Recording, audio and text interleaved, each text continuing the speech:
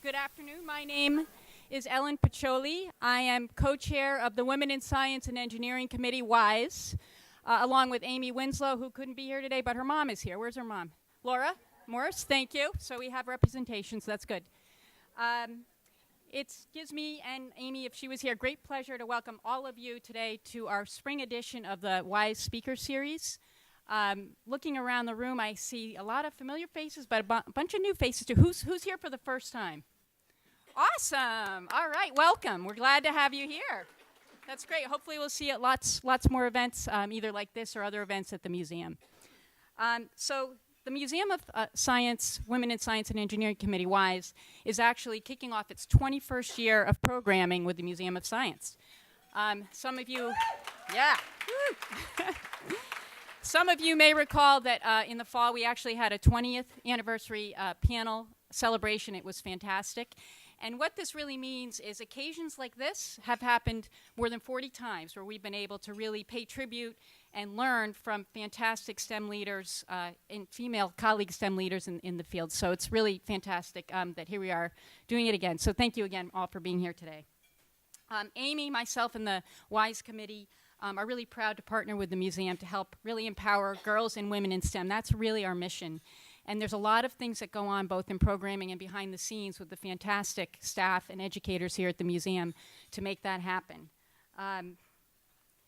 The other thing we've noticed is that these gatherings and the events that you're going to hear more about have really grown in size, really, and impact over the years. This is work that we've really tried to lay the foundation up to, again, empower women to be strong leaders and get engaged in STEM. One of those areas that I think you're going to hear more about in a few minutes is the Museum of Science has done a Women in Science and Engineering. First it was a girls' weekend, and now it's really a month-long event. And for the third year in a row, that's going to happen this November. So that's really fantastic. We hope that many people here can volunteer, be engaged, participate either with your colleagues, your friends, your family. So we'll look forward to seeing you at that and other events as well. So I think that's it for me. For now, I'd like to invite Amy Berkeley up. She is the senior director in our advancement office to tell you about all things Museum of Science. Thanks, Amy. Thanks, Ellen.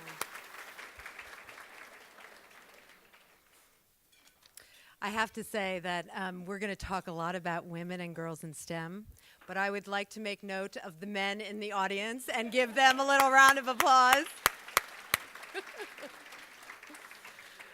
So thank you, Ellen. It is so wonderful for me to take the opportunity to celebrate the success of the museum's Women and Girls in STEM programming. My only regret is that Annette Sawyer, who's our VP of Education and Enrichment and partner with all things Women and Girls, isn't here today to celebrate with us. While Annette is not physically here, please know that her spirit is lurking everywhere and she's looking down at us. So for both Annette and myself, it's been absolutely amazing to see the impact the WISE Committee has had in our museum's efforts to expand these programs.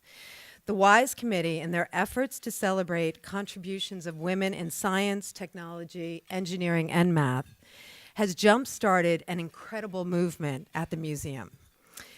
By inviting female scientists, like our guest today, to tell their stories of hard work, of success, of failure, of accomplishments, the committee has personalized the stories of struggle and satisfaction faced by many of the women in our STEM industries. Introducing these stories into the culture of the museum has helped galvanize all of these programs. The museum has increased its effort to design programs that would be equally empowering to all, regardless of gender. Externally, the WISE Committee and the reputation has brought more and more people to these luncheons and more people into our governance body, which has just propelled the movement even further. Today, we are experiencing a moment in time for women in STEM.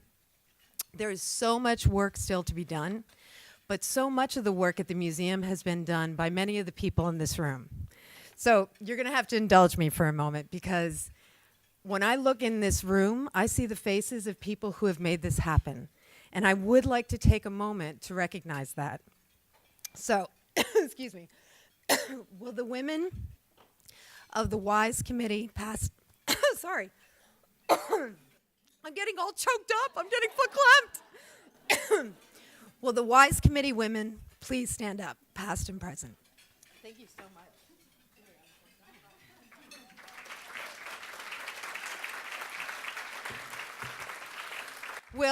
Before you sit down, will the members of the Board of Trustees and Overseers from the Museum of Science also stand?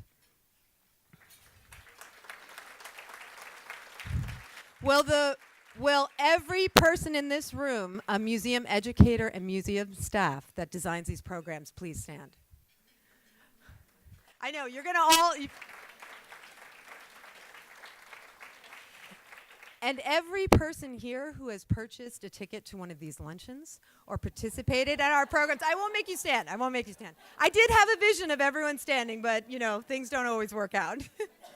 But the point is that every person in this room has contributed to the success we have today. And as Ellen was saying, we're looking forward to an amazing month of empowerment programs for women and girls in STEM. We're going to start this off by luncheon next November at the Sonesta Hotel. It's November 9th. Please mark your calendars. Because we're outgrowing all of this space to bring women together to recognize accomplishments of our colleagues. We'll continue that by pairing a month-long of activities, museum educators with people from our higher education facilities, from our STEM industries, from civic sectors, to work with school groups and families throughout the month. Using our exhibit halls, our labs, our engineering design challenges, we will demonstrate that there are many ways to be a scientist, and scientists do not all look the same.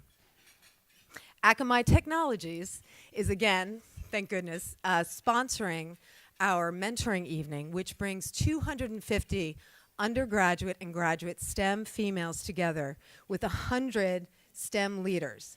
This is an evening that is so empowering. It matches people in conversation. It initiates lifelong relationships. It shows our young women of these industries that they have support systems. And I hope you all will look at your volunteer sign-up sheet in your program, because our doors are open for people to help us with this. And lastly, we will continue to grow the endowment that was started by people in this room and elsewhere for our WISE programs. Our lunch last year and some other events brought in $150,000 for our endowed program to help women and girls in STEM. This will bring that endowment to close to $500,000. Not that I keep track of these things, but it's actually $477,000. And on behalf of the museum, on behalf of Annette, on behalf of the WISE committee, on behalf of our Board of Trustees, we would like to thank you for all the help that you give us in this endeavor. So thank you. That's it.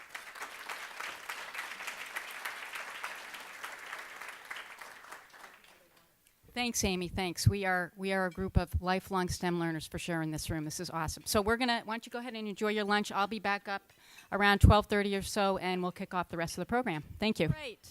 So everybody, I hope you've enjoyed your lunch. It was delicious. And keep eating if you're not done yet. One small housekeeping note before I introduce Julie. At the end of this, we're going to have Q&A. We absolutely love, you guys always come up with fantastic questions. This time what we're going to do is have the museum staff is going to raise your hand, and they're going to come over with a speaker so that everybody can hear the question, and Julie will answer it. So that's how we're going to do it later, just FYI. Yeah, you can do it. All right. So let me introduce Julie. Our speaker today is Dr. Julie Chen, the Vice Chancellor for Research and Innovation and a Professor of Mechanical Engineering at the University of Massachusetts, Lowell, where she started as a faculty member in 1997. As Chief Innovation Officer at UMass Lowell, Dr. Chen oversees industry partnerships, technology transfer, startups and innovation, core research facilities, and economic development programs. She is also one of the founding co-directors of the UMass Lowell Nano Manufacturing Center, and was the co-director of the Advanced Composite Materials and Textile Research Laboratory. Dr. Chen is actively involved with the National Science Foundation's ADVANCE program to increase the representation and advancement of women in academic science and engineering careers. She is currently a co-principal investigator on an institutional transformation grant to help advance women faculty in STEM at UMass Lowell. Dr. Chen received a bachelor's, master's, and doctorate, all in mechanical engineering from MIT. So, before I invite Julie up here, I wanted to just share a little personal background. Yeah, we're both going to be embarrassed. So I've actually known Julie for many years. When her name first came up in our committee, my ears sort of perked up, and I was like, wait a minute, I know Julie Chen. I've known Julie Chen for many years. We played in pickup field hockey and a lot of club field hockey teams for many years together. And it was really fun and exciting to think about engaging with Julie in such a professional STEM way. And I'm really excited to have such a great STEM leader here today. So the part is it up there? So, up. So hold on now. The title of Julie's talk has the word teamwork in it, so I couldn't help but digging up some old pictures. So see if you can find Julie and I in there. So Jason, go ahead. I'm going to give you a hint. There we are. All right, I've got one more. Here we go. All right, can you find us? All right, Jason, go for it. There we are. All right. No, seriously, it really gives me great pleasure and honor to invite Dr. Chen up here. Can you all help me in welcoming Dr. Julie Chen? So it's a great pleasure to be here. Actually, it's a great honor to be here at the Museum of Science. I think, like many of you, I have fond memories of when I was a kid going to the local Museum of Science. I grew up near Rochester, New York, and so we had a small one in Rochester, but twice a year we would make that 2.5, 3-hour drive up to Toronto.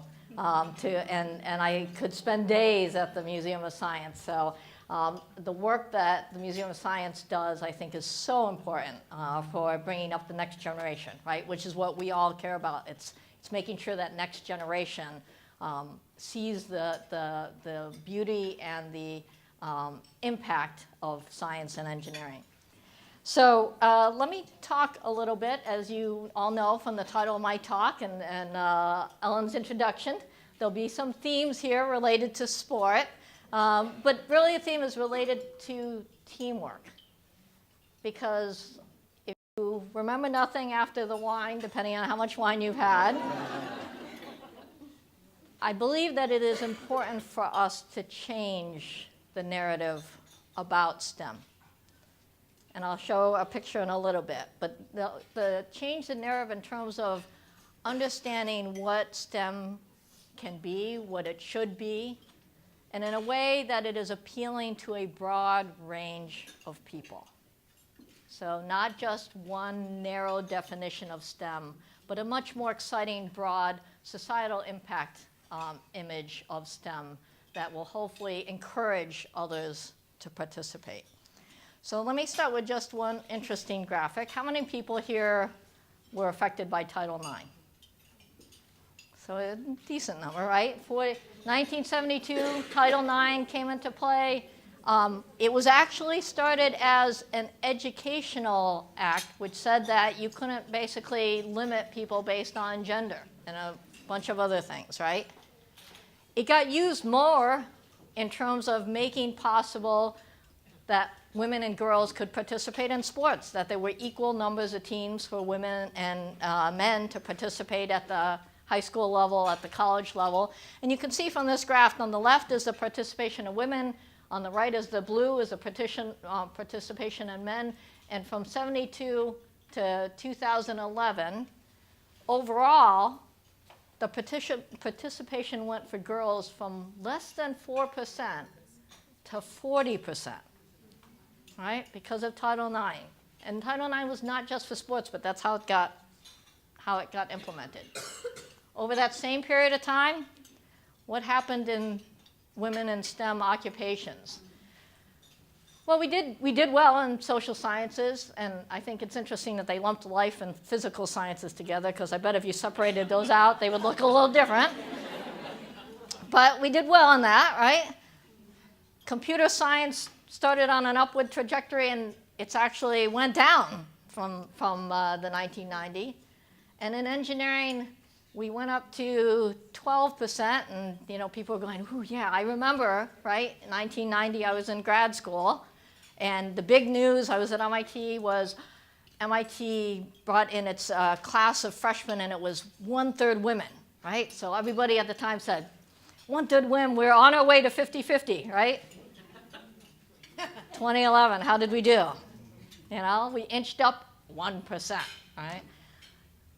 I think it's a concern, right? Why have we not, with the hundreds, I bet everybody in this room is involved with multiple programs related to women in science and engineering, yet we haven't been able to move that needle beyond, you know, we're cheering about 1%, 2%.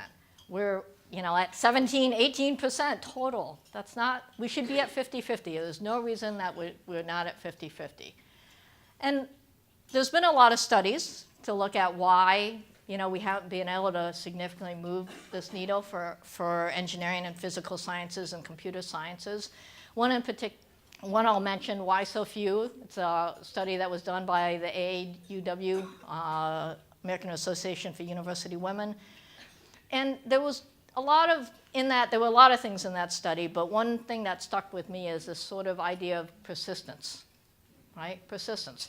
We do a good job at the younger levels, I mean, in terms of girls being involved in these programs, but as we keep going up to older and older and more experience, we lose women at every level, right, because of this persistence. And part of the problem is that perception takes a long time to change, right? Everybody in this room knows, you know, knows somebody that is a woman in STEM, but broadly, societally, perception takes a long time to change. And so if you ask, there's still a lot of people when you say, and the computer science folks have an even challenging time, right? Because they think of the computer scientist as this lone hacker in a dark room with soda cans and candy wrappers and things like that, right? That may appeal to a few people, but it's certainly not a broad, right? It's not going to appeal to a broad group of people.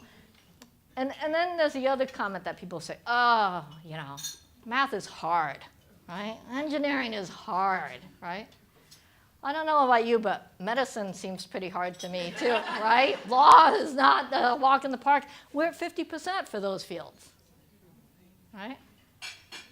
It's hard. You know what's hard? Double sessions on the turf in August, right? That has not prevented women. There's lots of things that women do that are hard. That has not prevented women from doing a lot of things. And so we had to take a step back and say, what do we need to do to change this narrative?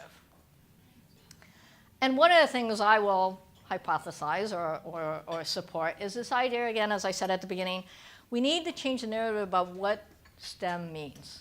That it's not a lone researcher completely, utterly focused on one thing, right, and not interacting with anybody else, and maybe 100 years after they die, right, someone will recognize that they've done a great thing. That does happen, right, and that is important. I'm not to say that that is not science, but it's not the only definition of STEM. We need to broaden our definition of STEM. And I believe that if we talk more about team science, it's the way that we can involve more people in STEM fields. And by team science, what do I mean? I'm talking about those big societal problems, right? How do we put things up in space? How do we understand how the brain works? It's not one really amazing neuroscientist that's going to solve all the problems. You need, yeah, you're important. We need the neuroscience, right? But you probably also need the physicist to do the imaging. You need the materials person to understand how to create a different type of contrast agent. You need the psychology expert to understand how those biological things affect how people behave, right? It's to solve these big problems, you really need to have that multidisciplinary, interdisciplinary interaction. Climate change, right? Yes, we need to understand chemistry. We need to understand the environment. But you better have someone that knows policy, because we're not going to move anything for it if we don't understand policy, government, right? Those aspects. So the big problems, the big societal problems, having an impact means that we have to talk about team science. And the good news is that, yes, I mean, at least for the National Science Foundation, right, they understand that there's a benefit to this. And if you look at their funding over the past 6 years or so, the top two curves with the triangles, those are the number of awards that they've given to single PI, which is in blue. Green is multiple PI projects, PI being principal investigators. So multiple people projects in green, single investigator projects in blue. And you can see that over the years, they're funding more multiple investigator teams. The bottom two number lines represent the dollar amounts, right? So as you might expect with the bigger teams, they have to fund larger dollar amounts, and that's increasing. So I think there's a recognition that while everything doesn't have to be a team project, we need to have a good proportion of team projects to solve these big problems and to encourage more people to be involved. So I'll give one example. I'll give a couple examples, but let me start with one example of a team project, and Ellen mentioned this. We recently received what's called the National Science Foundation Advanced Institutional Transformation Grant, $3.5 million to look at the environment at our university and figure out what can we change in order to help women faculty in STEM be more successful. So I'll talk about that a little bit later in my talk, but one thing that I learned in particular from this project, because this was one of the first projects I was involved with where there was a lot of interaction with our social science faculty.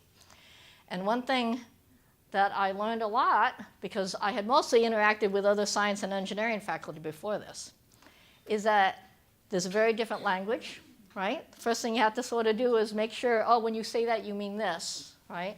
And there's a different style of thinking. And I will, first of all, apologize to anybody in the room who is a social scientist, because this is the engineer's view of what they've told me.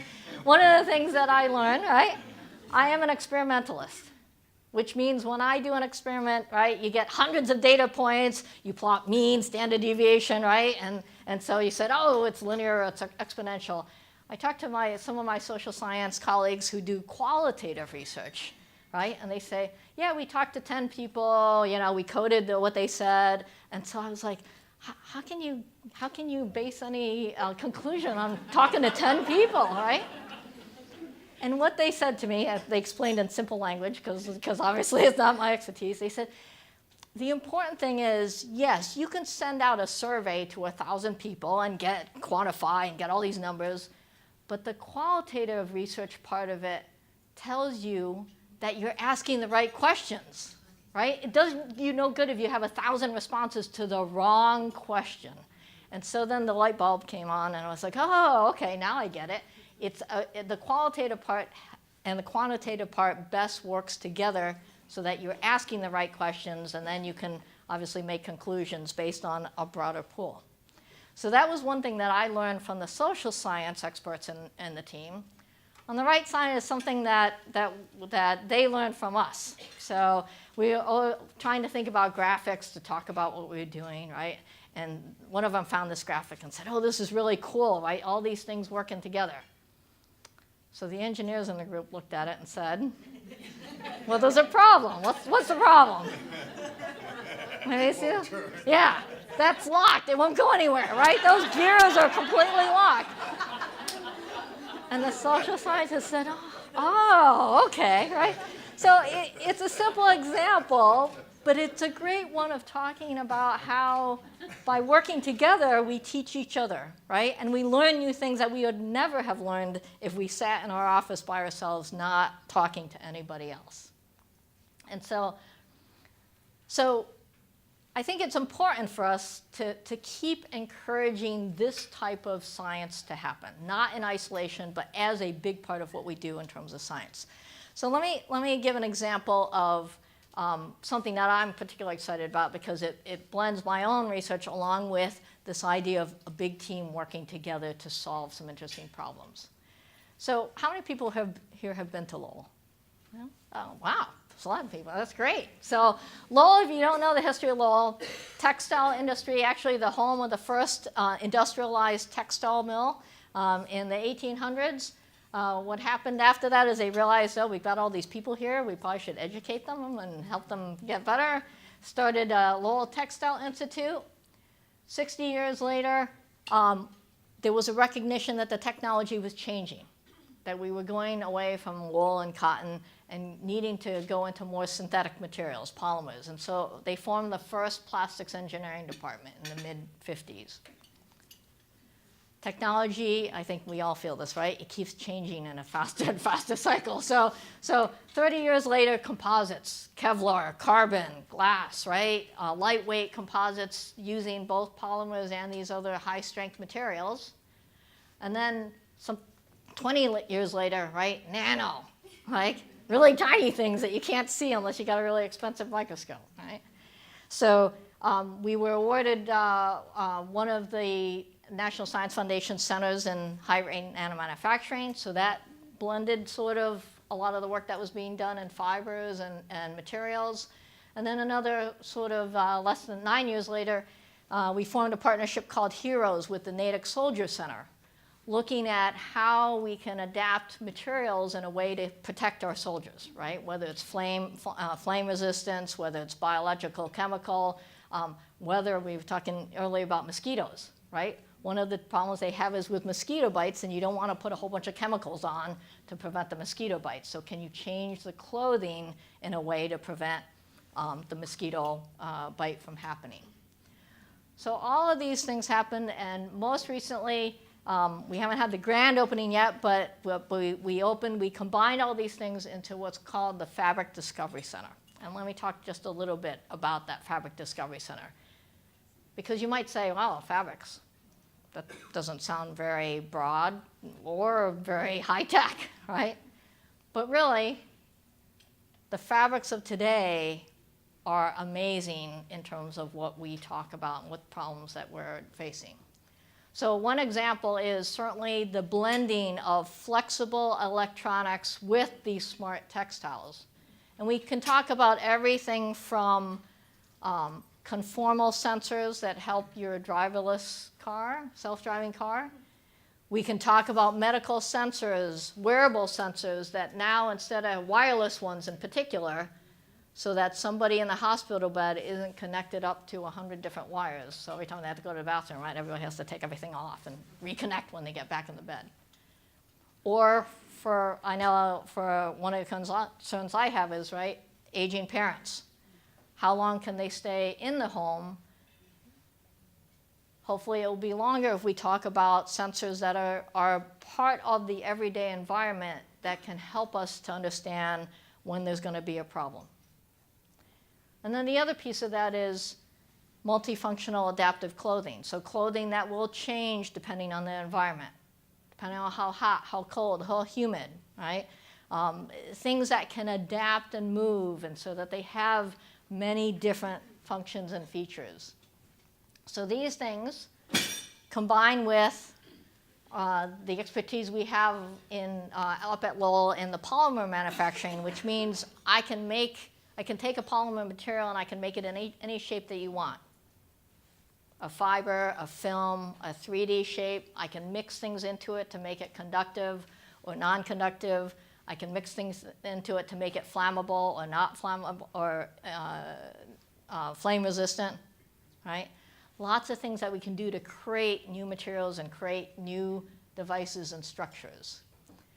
And the key to the Fabric Discovery Center is about taking this technology and making it part of the human environment, right? We've all been well trained, right? We carry around our laptops, right? Now the kids carry around much smaller laptops, right? But they're still rigid and bulky and heavy. And they have batteries that weigh a lot and sometimes catch on fire, right? So, right? What we want to do is get to technology that is blended with our environment, and the idea of having things that are flexible and conformal and can be attached to things easily is where we want to see technology go. And that's what the Fabric Discovery Center is focused on. It's on being able to print things, 3D print onto flexible structures. It's about creating novel fibers that have different shapes so that you can either 3D print all kinds of devices from them. or you can use them for medical textiles so that they'll be more bacteria resistant. And so with the Fabric Discovery Center, we're very thankful because the state provided us $10 million to build it out and equip it. And it's got everything from a 3D knitting machine, so you can knit a whole garment in one shot, and you can integrate electronics into it. It has testing equipment because it's wonderful if it works in the lab, but if it's not going to last 4 days out in the field with a kid running around rolling on the ground, right? That's not going to be very useful. It's got a robotics component because we want to understand sort of the biomechanics of robots working with people. It's got an assistive technology, a human performance monitoring, because we want to understand if we're creating, let's say, a shirt for a marathon runner, especially this year, right, when it's freezing cold out, right? How is that going to behave as they're actually moving? Because it does us no good to have clothing where you have to move like this, right? It has a fashion makerspace because it's not only about technology that's functional, but it's about technology that people will want to use. And it has a connection to our existing medical device and technology incubator because the ideas have to get out, right? And it's the startups, frankly, and companies that come and want to buy the startups that transfer these things more quickly. So let me show just one example of how all this comes together. So this is what's called a split belt treadmill, and you can see it can not only go up and down, and both sides can change speed, and it can tip, and all that types of, all kinds of, can you imagine walking on those after a couple glasses of wine? Right. So the first question we got is, well, why do you need a treadmill for a fabric discovery center, right? Well, the reality is, right, the sensors are the ones that can help you detect the motion and the biomechanics. Thanks. So you can use that same system to test the performance clothing. You can use the same system to talk about soft robotics. Now it's about assistive devices that aren't these big clunky things that you can't move, right? It's about the motion sensors, and it's about medical sensors. So these are all different ways that the wearables and the medical textiles and the clothing come together in this environment. And then we also put our robots on the treadmill too. So, and speaking of robots, right? Another piece of that is, again, you go, robots, what does that have to do with Fabric Discovery Center? Well, the robots have to, this is Val, and Val is a NASA robot humanoid that's designed so they can send it up ahead of people to Mars. And Val, we think of Val as she, right, is a robot that's one of 4, and UMass Lowell and Northeastern are jointly working with Val to understand how to best control the manipulation, right? When you think about those fingers, that's not a big rigid block, right? That's understanding how can I have a glove that controls? How can I have a glove that also senses? Because in order to grab things, we need to know how much pressure and what we're feeling in return. So it's that combination of soft and rigid that is exciting to us. And here's one last thing about this, right? This is the core team involved in the Fabric Discovery Center. We're very proud about this, right? This is a technology center effort. So I always give Adam a hard time, right? Because he's the one white male in the group. But to Adam's credit, Adam's degree is in art. And he is our robotics guy, right? So he came with that creative sense, that not rigid view of the world, and has been an amazing part of the team. And so that's the core team. There's a whole bunch of other people, a dozen more people that are involved in different projects. So concluding this part of the team science, right? We need to move away from that vision of the sole person sitting in the lab without any interaction to talk about team impact and societal impact and moving together. So the third part of my talk here is sort of, well, is that enough? Thank you, right? Not enough to just recruit people and get excited. That's the first part, right? We get excited, like, oh, I want to, and then they get into the field and they go, right? How many people walked into a room and it's like you and one, maybe if you're lucky, one other woman, right? And like a dozen other guys, right? And you go, oh, okay, did I have my Wheaties today, right? So this is, going back to WAVES, is a big part of the focus of our WAVES or advanced grant, which is talking about microaggressions. Because what we believe is it's those, you know, if someone goes up to you and says, oh, you don't belong here, right? We're strong enough that we can go, oh, that's just an idiot, right? The tough thing is those little things, those little mosquito bites, right? The person who comes up and says, oh, you don't look like a mechanical engineer. You must be good in math, right? And they're surprised, right? It's those little things where you say something, right, in a meeting and you feel like, well, did anybody hear me? I feel like nobody did. I said that 10 minutes ago, right? It's those little things that because they're little, you go, am I being too sensitive, right? Maybe I'm just reading into it, right? And little by little, those little mosquito bites, the next thing you know, you've got like 100 welts on you, right? And it feeds that doubt. Maybe I don't belong in this. Maybe there's a better, easier path to go. And so one of the things that the advanced grant is focused on is how do we address these microaggressions, these little insidious things that just sort of keep pecking at you. And one thing is, which I won't talk about much today, is obviously that team, that support group, that mentoring group, that sponsor group, right? The group that helps give you a helping hand, tells you, no, you're not being sensitive, that was really not the right thing for that person to say. Or, yes, I heard you, right? And it's about sharing intelligence. I love this one graphic, right? Because there's so much data available today. But it's not the little pieces of data that's important. It's how they're connected.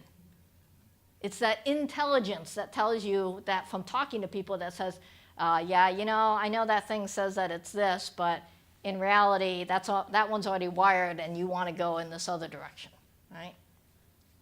The part that I want to focus on mostly for the advanced grant is this effort that we're developing what's called a bystander training.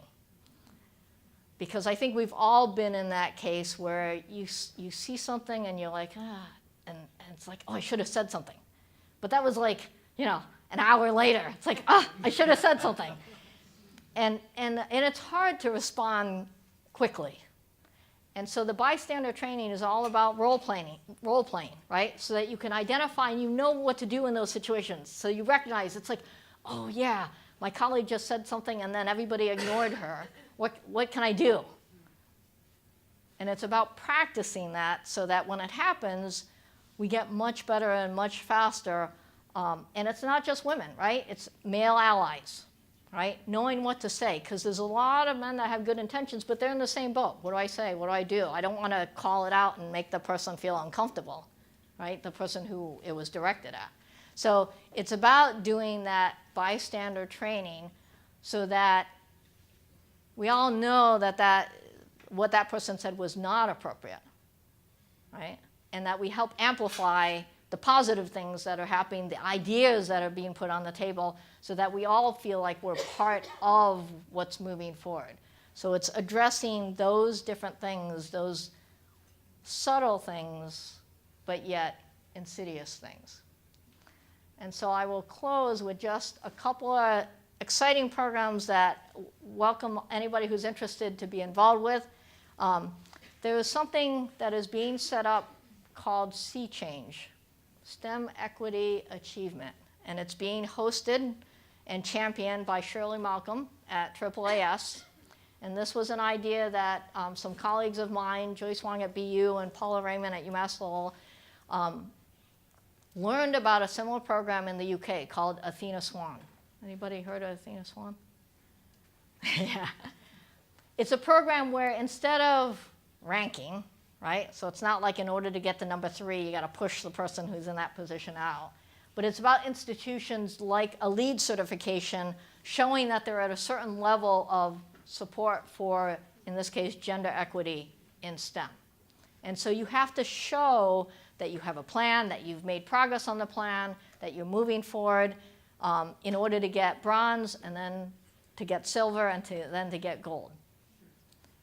What's the key? So, you know, like most of these programs started off, they've been in place for about 10 years. They got a huge bump up several years ago because their equivalent of NIH said, you're not getting any money unless your institution is at least at a silver level.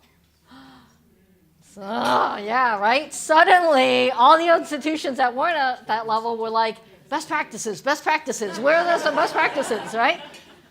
Which is a little bit of a forcing function, but hey, you know, if that's what it takes to get these institutions to move forward, I'm all for it, right? Take advantage of the fact that every president of a university wants their university to be gold, right? So they're going to invest some resources in it. And that's the intention here, because the NSF Advanced Program is wonderful, and it's going to make an impact. That $3.5 million is going to make an impact at UMass Lowell, but they cannot hand out $3.5 million to every institution in the country. And so this is a way to scale so that institutions who don't get $3.5 million will also care. And the last piece, I mentioned innovation in my title. I don't really get to talk so much about the innovation side, but at UMass Lowell, we're very excited because we have a medical device and a technology incubator. And these are two of our recent graduates, Raja Abdelaziz and Erin Keaney. Sorry, Erin's picture is a little dark. Undergraduates came up with an idea as undergraduates, have now formed companies that have been very successful. Invisaware is a jewelry that is either a bracelet or a necklace. You push the button if you feel like you're in danger. It automatically sends a message to the 5 important contacts with very, very accurate GPS information. So it's a way that, you know, everybody can have 911 on their phone, but, you know, if you're in a different situation, it's kind of hard to pull your phone out and push the button. But I can easily go like this, right, if I feel in danger. So they've they did a, what is it, quick start, one of those where you, yeah, right, and we're very successful. And the second one, Erin Keaney, a group, she's a plastics engineering major. They recognize that in some of these poor countries, the kids that need prosthetics, they grow very quickly, right? So every year or two, they got to buy a new prosthetic. It's not cheap. And so what they do is they came up with a design for a prosthetic that you could adapt as the child grows. And so you only needed to buy one in 5 years instead of one every year. And so she was just one of 3 United States representatives to Cartier International competition based on the company that she and her colleagues founded, NonSpec. So innovation is part of this piece. It's the discovery and the innovation. And I'll leave with one comment. Mass Life Sciences just started a new program called Mass Next Gen. Anybody heard of it?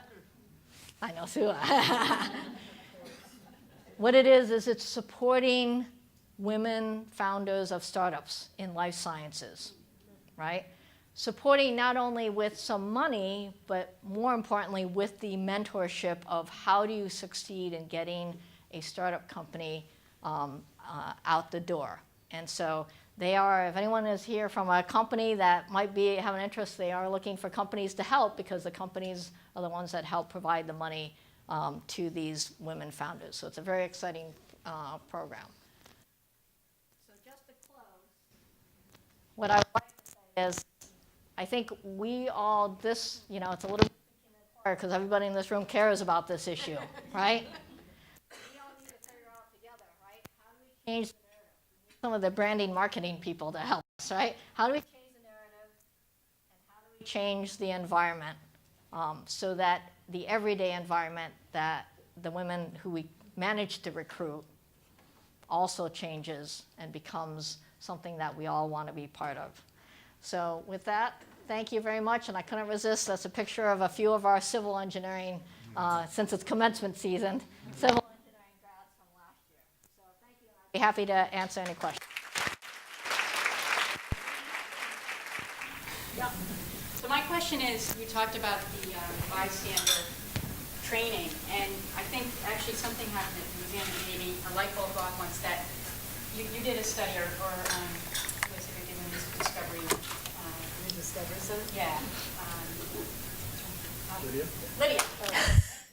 See, it takes a team. You did a study on looking at how girls and boys engage in the discovery area.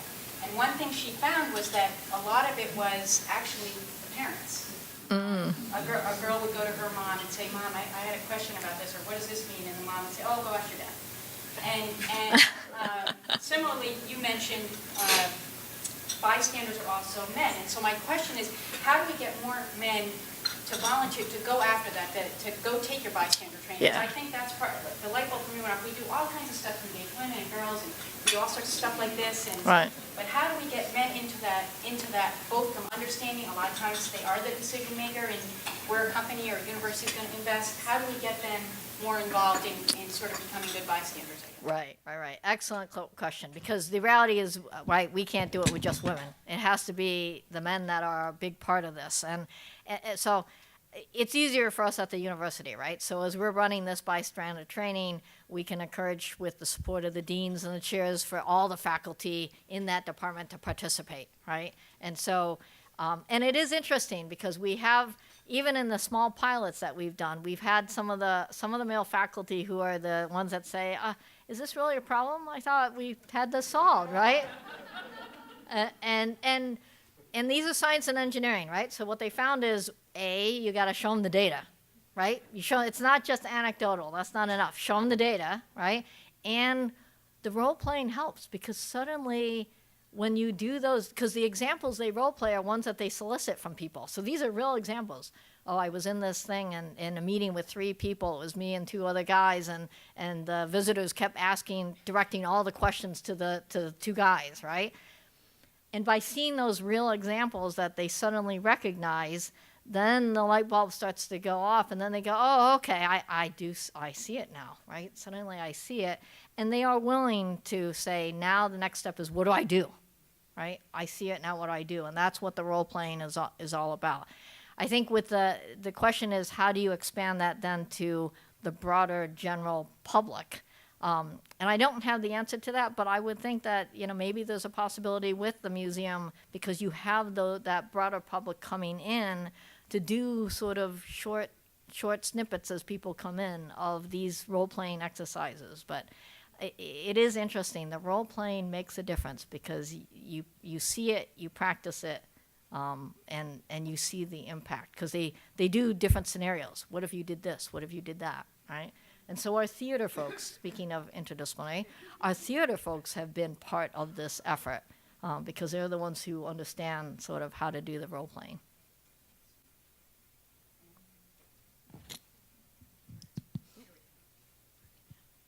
So to follow up on that point, I've seen people do it where they're diminishing, and you later feel like, well, I said that 10 minutes ago. But they're doing it equally to men and women, as far as I can tell. And I think what's different is that women react differently. So we kind of take it. So there's an education piece there as well. So I don't know how you've tackled that. Yeah, and so I would agree with you that it's not only women that it happens to, although I would say that it probably happens in a higher percentage to women. And that is, I think, part of the problem about these microaggressions, or people call them different things: subtle gender bias, unconscious bias, right? Things like that. And you're right, because women tend to accumulate those things and turn them into doubt, which affects the persistence piece, right? Whereas I think socially, men are socialized to ignore what other people say. I don't care what you think, Mine is great now. So, and again, obviously it's a blanket statement, but and it's not true of everybody, but and that is a challenge. So I think part of that is, and it's a tricky one, because I do worry, we want to educate so that people recognize, but you also don't want to have the negative impact, which is the same problem that we had early on with STEM, right? If you say enough times to a woman, "Oh, well, there aren't many women in STEM," right? And yes, you may add on to it. There's no reason you can't be, right? But you still get that constant message, oh, there aren't many women in STEM, right? So we have to be careful about the balance of negative and positive messaging. And so I think we want to make sure that every career path is difficult, right? There's not really an easy career path, but it's if you understand why you're doing it. We had Katie Coleman, astronaut, come and speak, right? And that's a profession where, boy, there's very few people who make it, but if someone goes, I want to be an astronaut because it's cool, right? They don't think, oh, well, I'm going to have to learn this and I'm going to have to be able to go in the thing, right? They just say, I want to be an astronaut, and they'll figure out how to make it happen. So I think it's the right balance of positive messages with giving them tools to address the things that they're going to have to face, right? Would you say something about how you got interested in engineering to begin with? Yeah, so I was fortunate because my parents, I always forget what it's considered, first generation. My parents came over from Taiwan, right? So a lot of first generation families, in fact, they go, you have to be in medicine or STEM, right? Because you have to make a living. So fortunately, I was good in math and sciences, so some guidance counselor said, oh, you're good in math and science, you should try engineering. I had no idea what engineering was, right?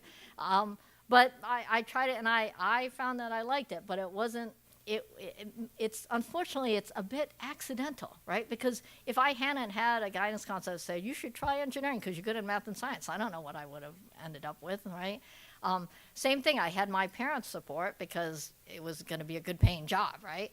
But there's lots of kids that their parents don't know anything about STEM, and they should not be limited because of that, right? So I think we have to do a better job of telling the story of what STEM is. People think they know what doctors do, what lawyers do, right? So they think of that as an option. Most kids don't really understand what engineers do because we don't do a good job of telling what it is. And so why would they pick it if they've heard it's hard and I don't really know what it is? So I think it's our job, right, to keep telling that story over and over again about societal impact. Solving these big societal problems takes STEM experts, science and engineers, and math, and all that is going to be important for the world.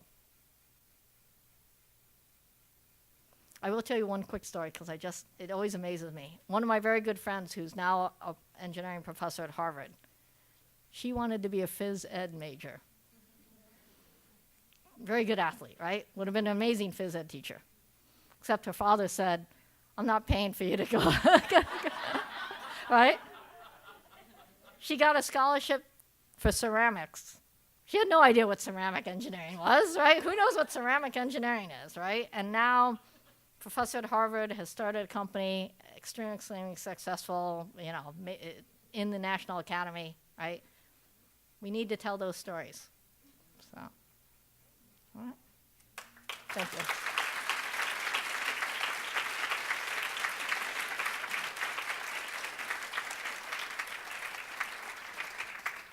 All right, well, thanks. That was a fantastic talk. Thank you for your great presentation and for being such a wonderful leader in STEM and a great field hockey player as well. We have a little gift for you. You can take that. Part of that gift is a behind-the-scenes day at the Museum of Science, so you're coming back. All right, and before you can go sit down.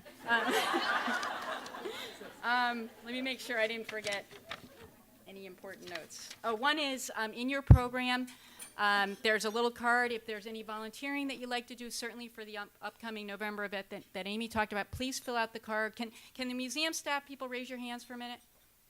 So just please give the card to one of the museum staff people. And with that, I think we're done. I hope everybody had a great time today, and I hope you have a super afternoon. Thank you.